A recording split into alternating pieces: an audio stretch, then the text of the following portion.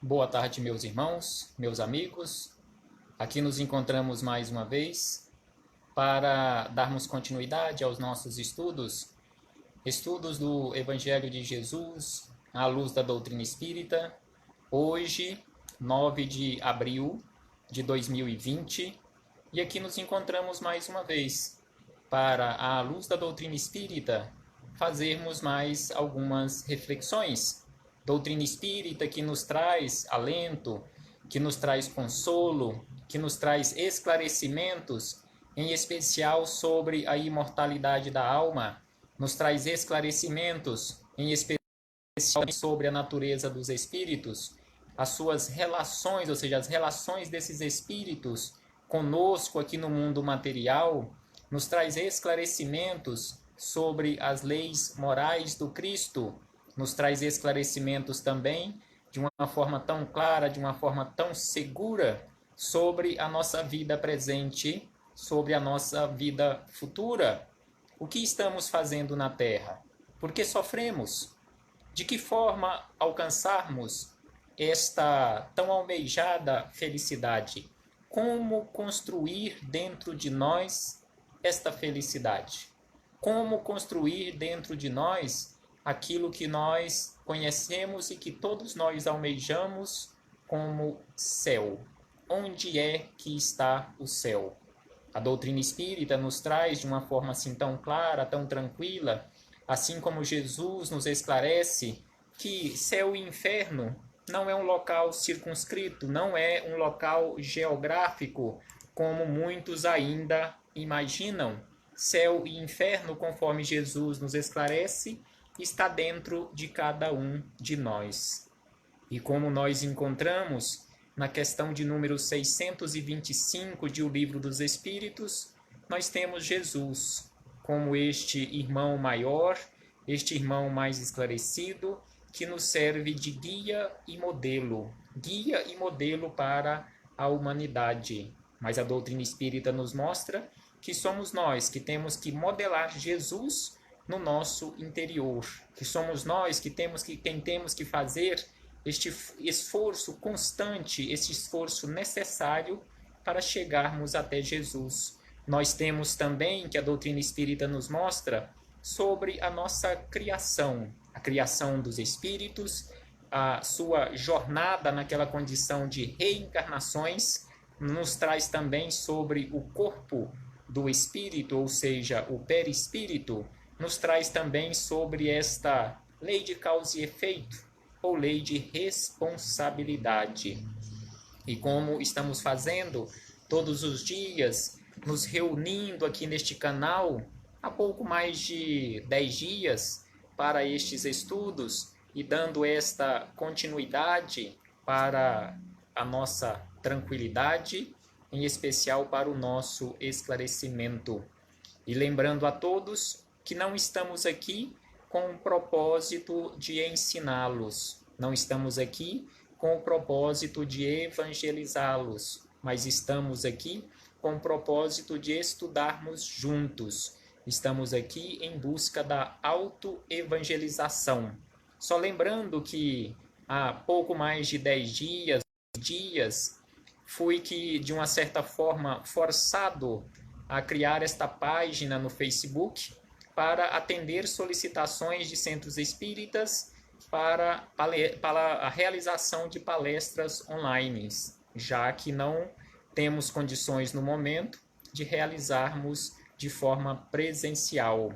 E aí é lógico, a espiritualidade, aproveitando essa necessidade do momento, nos intuiu que utilizássemos este canal para darmos continuidade a esclarecimentos, darmos continuidade ao estudo do Evangelho de Jesus. Sabemos que existem diversos canais com diversos companheiros muito mais esclarecidos do que nós, que realizam belíssimos estudos, belíssimas palestras, belíssimas reflexões, mas por que não ampliar um tanto mais o leque de opções para os nossos estudos? Então aqui nos encontramos atendendo a uma intuição, a uma solicitação intuitiva dos espíritos amigos para estudarmos juntos. E como nós sabemos, estamos estudando no momento o livro Agenda Cristã. Na noite de ontem, não estudamos o capítulo do livro Agenda Cristã, mas sim o prefácio da obra, também de Chico Xavier, através do Espírito Emmanuel, o prefácio da obra que tem como nome Calma. Mas hoje retornaremos ao livro Agenda Cristã, no capítulo 10. Capítulo 10, que tem como título Nos Momentos Graves. E, coincidentemente, colocando entre aspas esse coincidentemente, o primeiro parágrafo deste capítulo, André Luiz inicia falando exatamente, nos chamando exatamente para a necessidade de mantermos a calma, que é o que mais necessitamos no momento: calma, serenidade. Então ele nos diz o seguinte neste primeiro parágrafo: use calma. A vida pode ser um bom estado de luta, mas o estado de guerra nunca será uma vida boa. Então aqui ele nos chama a atenção que a vida pode ser, e constantemente ela é para todos nós, um estado de luta constante. Mas só que ele está falando aqui para nós desta luta constante, não luta com os outros, mas luta conosco mesmo para a nossa melhoria. E aí ele acrescenta, pois, ou mais, o estado de guerra nunca será uma vida boa. E realmente um estado de guerra, viver um estado de guerra, seja com os outros ou com o nosso interior, não é uma vida boa. E aí ele acrescenta na sequência, não delibere apressadamente. As circunstâncias, filhas dos desígnios superiores, modificam-nos experiência de minuto a minuto. Então aqui ele nos chama a atenção que não deliberemos, não tomemos decisões de forma apressada, porque as circunstâncias das nossas vidas, os desígnios superiores, os desígnios de Deus, modificam-nos a experiência de minuto a minuto. Então, de minuto a minuto, nós estamos sendo pessoas diferentes. Neste momento, com certeza, já não somos a mesma pessoa de minutos atrás. Não somos a mesma pessoa de ontem. Consequentemente, amanhã também seremos uma outra pessoa. Já não seremos a mesma do que estamos sendo hoje. Em especial, se trabalharmos verdadeiramente para e pela nossa transformação. Então, não tomemos decisões apressadamente. Não julguemos os outros de forma apressada. Se tivermos realmente que ter pressa em emitirmos uma opinião, principalmente no sentido de julgamento, façamos isto em relação a nós mesmos, principalmente aquele julgamento voltado para a necessidade de transformação. Evite lágrimas inoportunas. O pranto pode complicar os enigmas em vez de resolvê-los. Então, evitar o pranto inoportuno. Se você errou desastradamente, não se precipite no desespero. O reerguimento é a melhor medida para aquele que cai.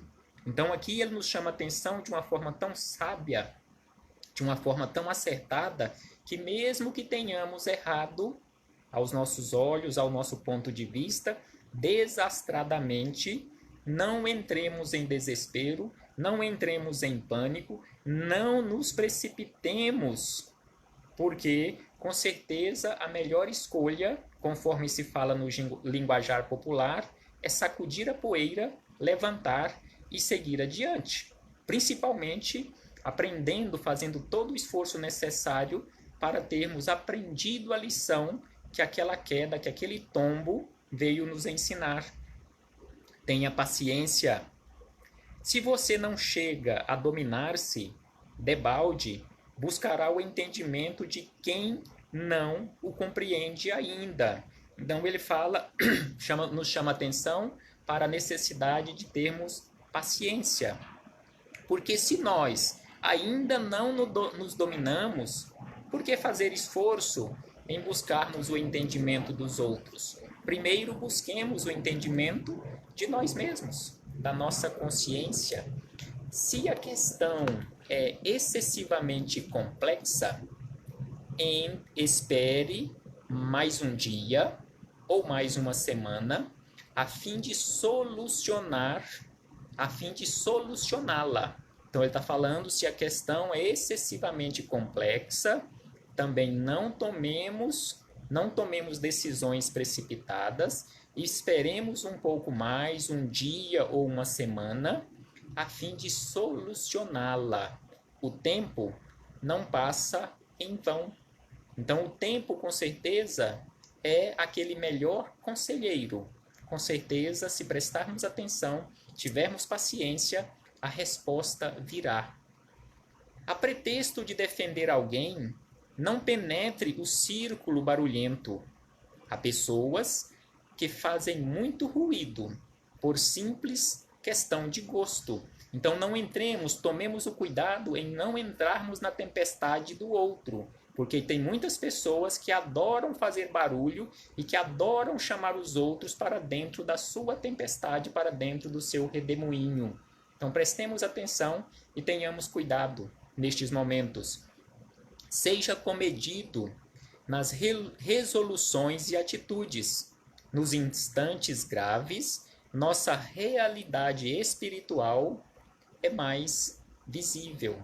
Então sejamos comedidos nas nossas atitudes, porque nos momentos graves, nossa realidade espiritual é mais visível. Então, nestes momentos de dificuldades, nesses momentos de desespero, nesses momentos de agitação, nesses momentos de raiva, às vezes até de ira, é que demonstramos verdadeiramente quem nós somos espiritualmente.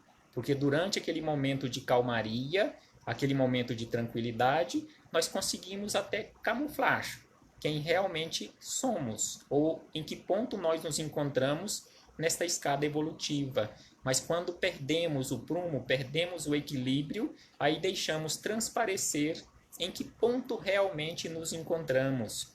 E por último aqui, ele nos diz nos 2 últimos parágrafos: em qualquer apreciação alusiva a segundas e terceiras pessoas, tenha cuidado. Então aqui ele está falando, quando usarmos aquela segunda ou terceiras pessoas, seja no singular, o tu e ele, ou no plural, o vós e eles, tenhamos bastante cuidado. Em outras ocasiões, outras pessoas serão chamadas a fim de se referirem a você. Então aqui ele está chamando a atenção para aquele cuidado constante da vigilância, para não apontarmos o dedo para tu, para ele, ou para eles, ou para vós, mas apontemos para o nosso interior, para o eu. Este, com certeza, eu tenho competência e autoridade para apontar o dedo, julgar e condenar. Mas para tu, para vós, para ele e para eles, ou seja, os outros, não temos essa competência e autoridade. E aí ele encerra dizendo: em hora alguma, proclame seus méritos individuais, porque qualquer qualidade excelente é muito problemática no quadro de nossas aquisições. André Luiz, neste livro, já em várias lições, já que estamos aqui na 10ª, em várias lições anteriores, ele sempre nos chama a atenção para nós não evidenciarmos as nossas qualidades, não perdermos muito tempo, desperdiçarmos muito tempo falando de nós mesmos. E aqui, mais uma vez, ele nos fala: em hora alguma, proclame seus méritos individuais. E aí ele encerra dizendo: lembre-se de que a virtude não é uma voz que fala, e sim um poder que irradia. Então, aquele que já conquistou realmente uma determinada virtude, ele não precisa ficar falando aos quatro ventos. Ele não precisa ficar proclamando os seus feitos, os seus méritos, as suas virtudes, porque as suas atitudes falam por ele mesmo. Ele não precisa falar. E normalmente aquele que realmente já adquiriu, ele não fala, porque ele já adquiriu a sabedoria em não ficar evidenciando isto em relação à sua própria pessoa. Então reflitamos, meus amigos, reflitamos, meus irmãos, em relação a tudo isto, reflitamos acerca do Evangelho de Jesus na nossa vida, este farol que está à nossa disposição há 2000 anos para nos guiar para um porto seguro, para que possamos fazer as melhores escolhas, aquelas escolhas que nos conduzem para a verdade e para a vida. Muita paz a todos, uma boa tarde e até a próxima oportunidade, se assim o Pai de infinita bondade e amor nos permitir. Até breve, meus irmãos. Até muito breve.